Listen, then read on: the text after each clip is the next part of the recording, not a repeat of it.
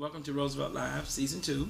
We're going to talk about something that was happening in New York and as well as in Florida here, where the mayor of New York wanted to ban smoking in Central Park.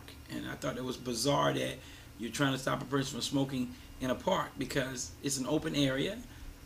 It's not like you're confined someplace where people will be smoking and it will be affecting you or affecting the people around you, because pretty much it's in a park where, I mean, it's not a roof on the park or anything, so I don't see why that's a problem. I'm concerned anytime too many rights are being taken away from us as citizens of the United States. Even Florida was talking about wanting to ban smoking on beaches, saying that, well, you know, people are discarding their cigarette butts on the beach and it's creating an issue because it's trashing up the beach. But that's no different than people eating on the beach. I mean, people eat on the beach, and if they throw their trash out, someone picks it up. So people smoke on the beach and they put their cigarette butts out, and someone needs to pick it up. I mean, I don't get it. I don't like the idea. I don't like the government, even if it's the state, taking away all our rights as people. I'm not a smoker.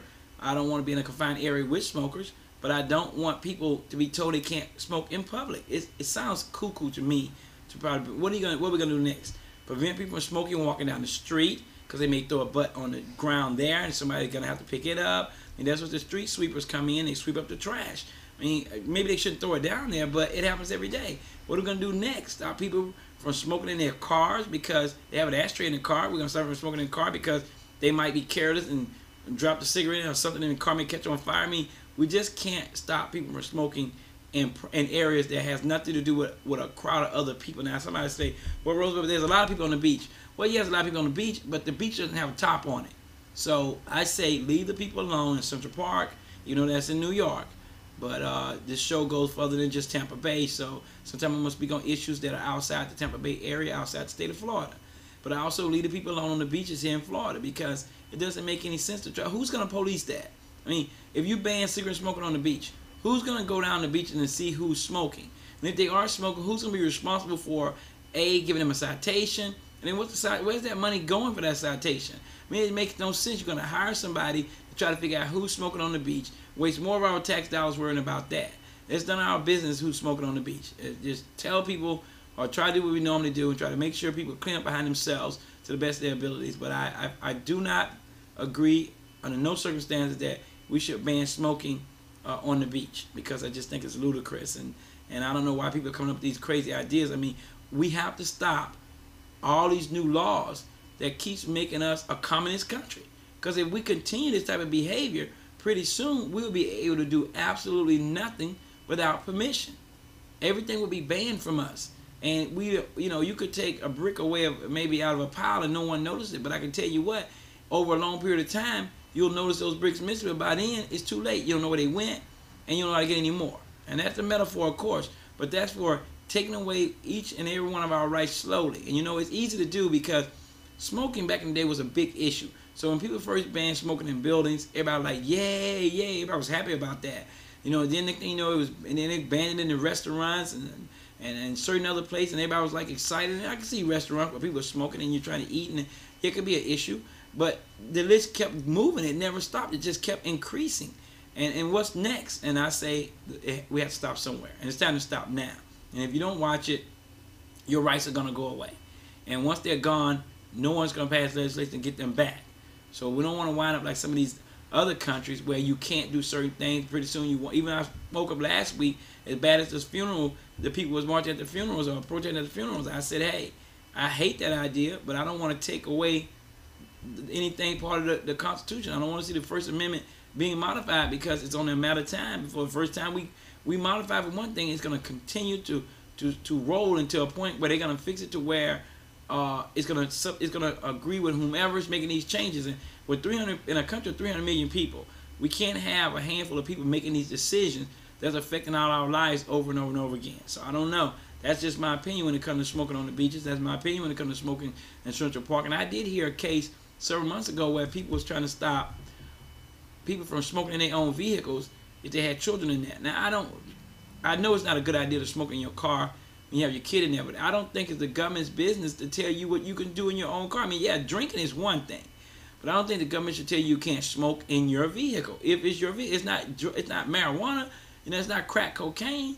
So I don't understand why you couldn't smoke in your vehicle. Well, it's good for your kid or not. There's a lot of things that are not good for someone's kid. So when you're trying to take away smoking, are you going to go into their homes and decide that they take away those potato chips? Are you going to take away the sodas? Are you going to take away the cookies? Are you going to take away the cooking oils? Are we going to say you can only fry so many meals a week? I mean, it may sound crazy, but where does it stop? If you start coming into someone's personal lives and telling them what they can't do on some strange basis, then the government will be completely in our homes. It's just like I said last week when they wanted to talk about, people not getting sodas with food stamps. I mean, all this, some of this last week stuff I talked about is kind of tying in together to the government trying to decide what we can do. And on that note, I once again said, hey, if a soda, 28 grams of sugar a can, but what's going to stop them from feeding their kids cookies and candy and ice cream and fried foods and french fries? And what's going to stop that? The soda thing is ridiculous. All this stuff comes together as making new laws preventing us from doing the things we want to do. At some point, we will have to get permission from the government to even leave our homes.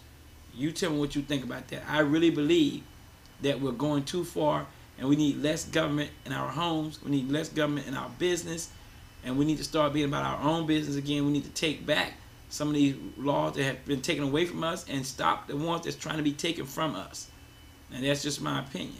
If you think that opinion is crazy and you like the idea of cleaning up the beaches because you don't want the cigarette butts around you, around your kids, then give me an email.